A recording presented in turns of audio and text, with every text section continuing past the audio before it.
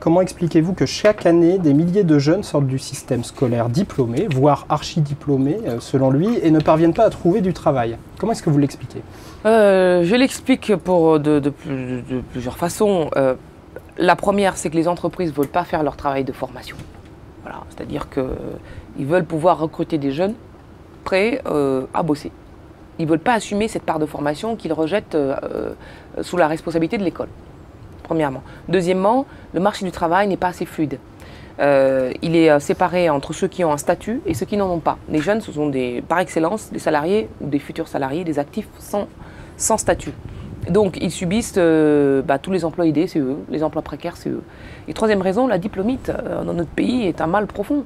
C'est-à-dire on arrive à un moment donné où c'est bien d'être diplômé, c'est même la force de notre système éducatif que d'avoir réussi à diplômer une génération entière, c'est formidable.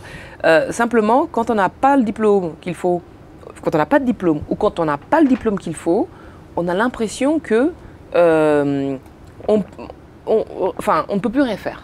C'est-à-dire que le diplôme détermine la suite acquis entre 18 et 25 ans, détermine la suite de votre vie. Et vous n'avez pas la possibilité de vous réorienter, de vous en sortir quand même. Et ça, c'est un vrai problème parce que le diplôme chez nous, c'est un statut social. Ce n'est pas un moyen d'insertion professionnelle. Et justement, que proposer à ceux qui sont appelés les décrocheurs, ceux qui sortent du système sans diplôme?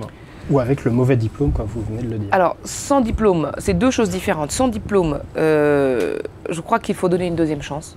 En ce moment, je fais un tour de France de la jeunesse et j'écoute des jeunes très divers, parce que la jeunesse n'est pas une, elle est vraiment diverse. Et j'en ai vu beaucoup qui sont effectivement sans diplôme et sans rien, et qui, eux, sont vraiment dans la situation la plus difficile qui soit. Ceux-là, il faut leur donner une deuxième chance. Nous sommes dans un pays qui ne supporte pas l'échec, et où l'école sélectionne par l'échec. Et donc, il faut leur donner une deuxième chance. Les écoles de la deuxième chance, c'est très bien. Et on devrait les développer parce qu'ils récupèrent 7000 jeunes, alors qu'il y a 150 000 jeunes concernés chaque année par le décrochage. Je pense qu'il faut développer ce type d'école. Pour ceux qui ont le mauvais diplôme, il faut les passerelles. D'abord, pour éviter qu'ils choisissent le mauvais diplôme, il faut qu'on puisse les aider à s'orienter. Or, notre système d'orientation au collège et au lycée est inexistant. Les profs disent que ce n'est pas leur métier d'orienter, donc ils n'orientent pas. Les COPSI, c'est-à-dire les conseillers d'orientation psychologique qui sont censés orienter, ont des formations de psychologues et donc ne savent pas ce qui se passe sur le marché du travail. Donc il faut d'abord réformer tout ça.